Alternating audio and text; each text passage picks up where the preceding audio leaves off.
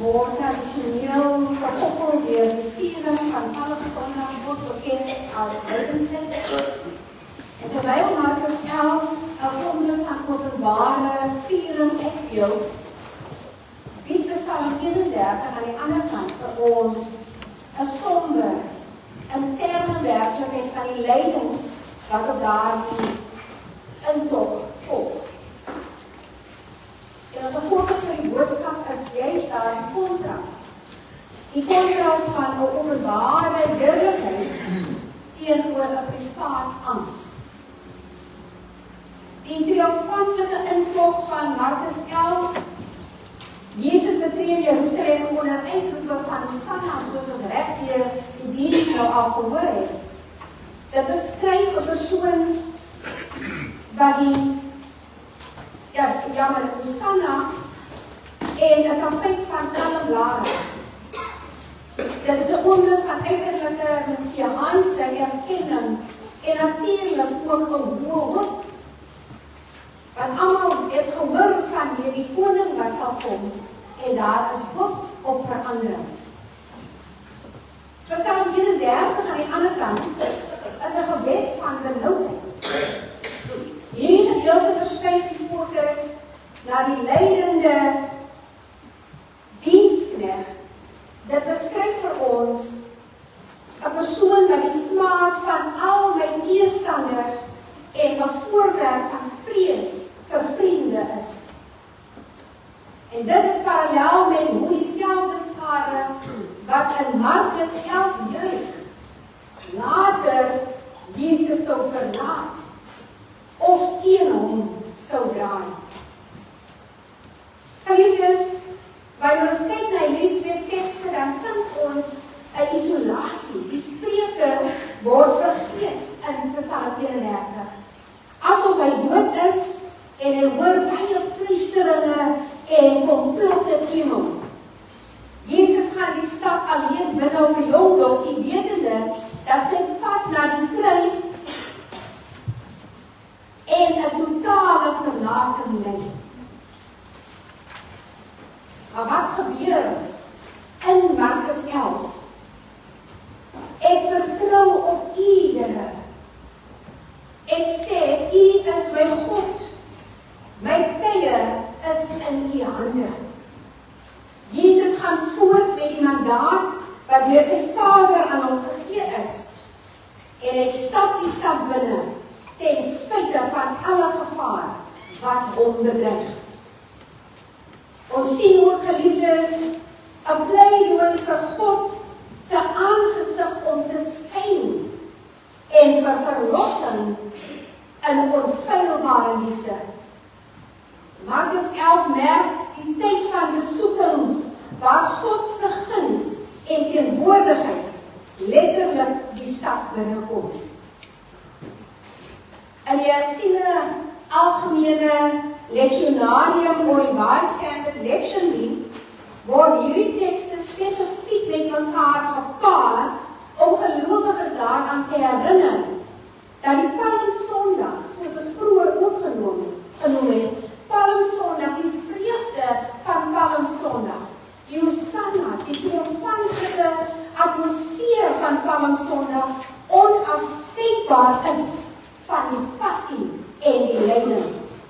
Psalm 31 dien as 'n liturgiese kommentaar op die heilige week wat Jesus se eie stem vanaf die kruis weerspieël. Markus 11 stel die toneel op en wys dat Jesus se koningskap onkonvensioneel en nederig is, eerder as 'n militêre triomf. Die evangelieskrywers, broers en susters, het Psalm 31 nie net as 'n bron vir Jesus se laaste woorde gebruik nie, maar as 'n teologiese patroon. Dit is die eerste keer wat ek die woord sjabloon teëgekom het. En wat soek ek in die woordeboek, wat is sjabloon? Ken nie vir sjabloon, maar dit beteken patroon. Om sy interne toestand en die sosiale verwerking wat hy tydens die kruisiging in die gesig gestaar het, om dit te beskryf. Daar was 'n patroon gewees. Dit was gevestig. Dit is amper soos 'n stensel. Dit is 'n patroon wat sigbaar en dit moes gevestig word. Geliefdes, die bekendste verband word in Lukas 23 vers 46 gevind, waar Jesus Psalm 31 vers 5 as sy sterwende woorde aanhaal. Daar sê Vader, in u hande gee ek my gees oor. Die woord Vader dui op 'n teologiese verskrywing wat eintlik in daardie gedeelte plaasvind. Wanneer die woord Vader by te voeg transformeer Jesus 'n standaardse Joodse aangebed in 'n verklaring van intieme en vrywillige oorgawe. Wat gebeur hier, broers en susters? Jesus is besig om homself oor te gee.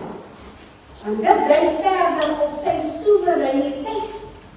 Hierdie aanhaling dui aan dat Jesus in beheer was van sy bloed en die oomblik gekies het om sy lewe neer te lê eerder as om 'n passiewe slagoffer te wees volgens die skrifte wat ons gelees het. Die evangelieskrywers het op die lyding dat in Psalm 31 beskryf word, hulle daarop staat gemaak om Jesus se eensaamheid tydens die lyding uit te beeld. Sy verlatenheid, die isolasie wat hy meegemaak het, ook 'n voorwerp van vrees. Die psalme sê, ek is 'n voorwerp van vrees vir my naaste vriende. Dit weerspieël die disippels se verlating en Petrus se verloning van Jesus.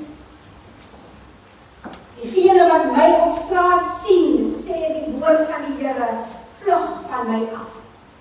Dit weerspieël die skares wat hom voorheen toegejuig het, maar nou hulle self gedistansieer het of gevlug het van die skandaal van die kruis. Hy sê verder, ek is vergete soos die dooies. Die frase, ek is vergeet asof ek dood is, vooraf skadu die heilige Saterdag ervaring waar Jesus in die graf versteek is en skynbaar ook buite gedagtes is van mense. Wanneer mens mos nie sien nie, dan is jy ook nie in die gedagtes van die mense nie. Dit is waar dit nou neerkom. En daar was sameswering en komplotte ook in beide in hierdie gedeeltes. Die fluisteringe van baie en die sameswering in Psalm 31 vers 13 verskaf vir ons regtig waar die skriftuurlike agtergrond vir die verhoor en die veroordeling van Jesus. Geliefdes, die evangelieskrywers beskryf die Sanhedrin, the Supreme Jewish Council and High Court of Law in ancient Israel, en godsdienstige leiers wat planne beraam om sy lewe te neem. Deur taal te gebruik wat byna identies is aan die psalmes se beskrywing van sy vyande. En dan is daar 'n verskrikking aan alle kante. Die verskrikking wat in die psalm genoem word, weerspieël weer die atmosfeer van vrees en chaos rondom die verhoor voor Pilatus en die stap na Golgotha. En liefdes, dan beweeg ons aan in die verhaal en dan is daar 'n teenpunt vir wanhoop. Terwyl Psalm 22 vir ons vra, my God, waarom het U my verlaat? Die gevoel van verlating vasvang. Bied Psalm 31 vir ons die teenpunt van uiteindelike vertroue. So wanneer ons Psalm 31 lees, geliefdes, moet ons nie net die begin lees. Ons moet lees tot aan die einde, sodat ons by daai teenpunt vir wanhoop kan kom. Deur Psalm 31 te gebruik, kon hierdie evangelieskrywers wys dat selfs in totale fisiese en sosiale ineenstorting, Jesus se geloof in God, sy standvastige liefde onwankelbaar gebly het. In die Joodse tradisie impliseer die tweede helfte van Psalm 31 vers 5, U het my verlos, o Here, dat een wat ly uiteindelik verlos sal word, wat vooruitwys na die opstanding Is dit nie 'n wonderlike gedeelte in hierdie skrif om te lees nie? Ons is nie net vasgevang in ons verlatenheid nie, maar ons sal verlos word. Dit is die woord wat ons dit voorhou. In die Joodse tradisie impliseer die tweede helfte, geliefdes, daardie verlossing. So ons moet hoop. Die teenhoop van wanhoop word vir ons gebied in die tweede gedeeltes van die Psalm. The connection between these Psalms and the story of Jesus is not just ancient history. It offers a practical guide for when life feels like it is falling apart. You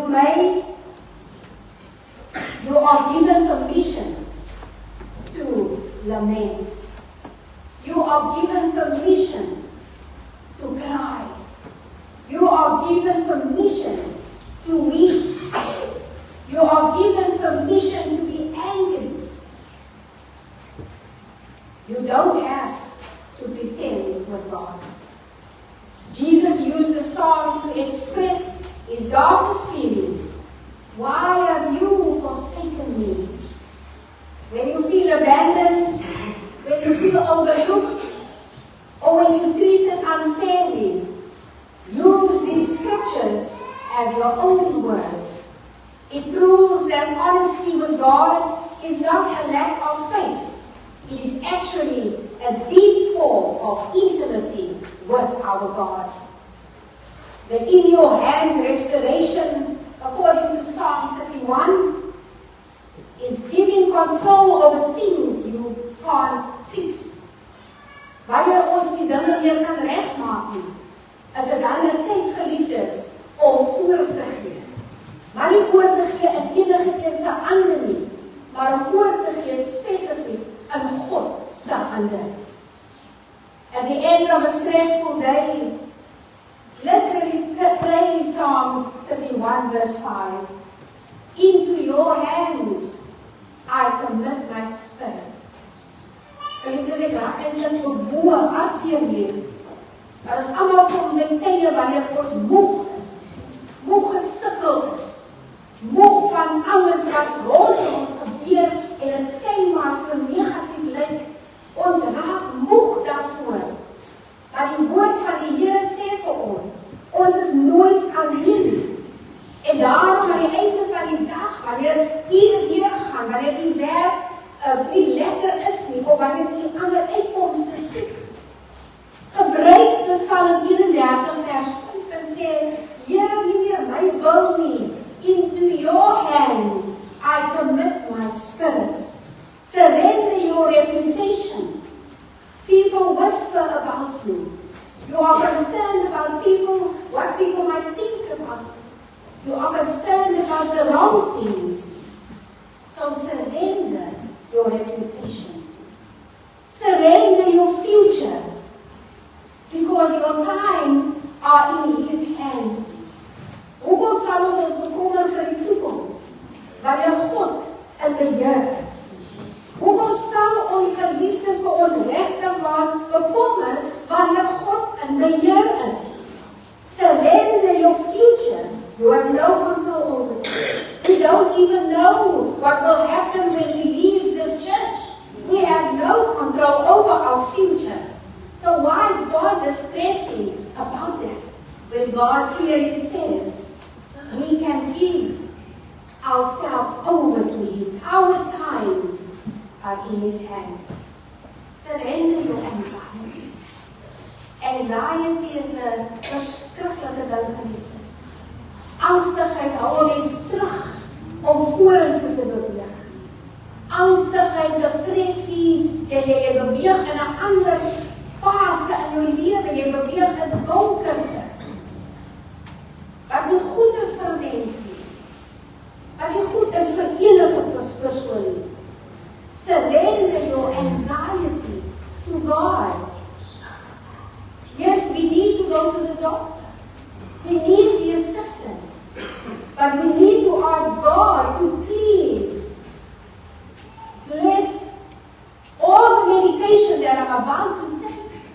We need to ask, we need to bring God into our situation of anxiety. And then we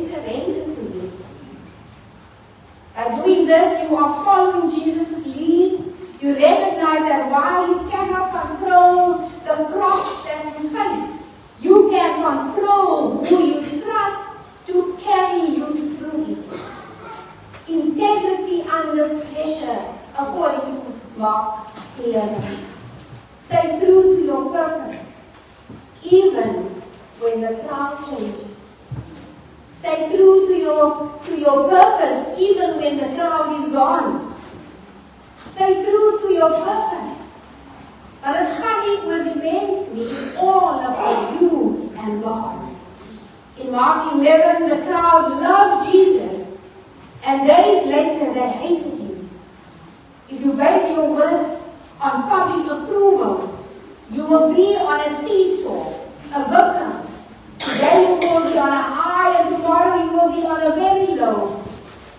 Like the zeal in Psalm 69, focus on doing the right thing for the right reasons, regardless of whether people throw palm branches or insult you. And it's a weird thing, isn't it? When people insult you, they tend never to forgive that person, even when they insult you. Looking for the turning point. When we look at Psalm 31, the end of Psalm 1, we find that turning point. Remember that the Friday of your life is not the last chapter. Each of these sufferers' psalms ends with a cry of victory. Psalm 22 ends with, He has done it. Psalm 31 ends with, Be strong and of good courage. When you are in the midst of a difficult season, read the endings of these psalms. They remind you that God's unfailing love has the final say in your circumstances. Now Jesus entering Jerusalem, I choose to move forward today with purpose, even if the road is hard, even if I don't know what's happening in front of me. I refuse to let the whisperers of others or the whispers of others or my own fears define me. I refuse to do that. My times and my reputation are in your hands, not mine and not the world's. Into your hands I commit my spirit. Into your hands I commit my work. Into your hands I commit my family, my worries. Into your hands I commit my every single thing. Let your face shine upon me today. Save me in your unfailing love and give me the strength to take heart, knowing that the story doesn't end in the valley. It doesn't end here in Palm Sunday. It doesn't end here. Take courage, brothers and sisters. Be strong and trust God when He asks us to commit ourselves to Him. Amen. Amen.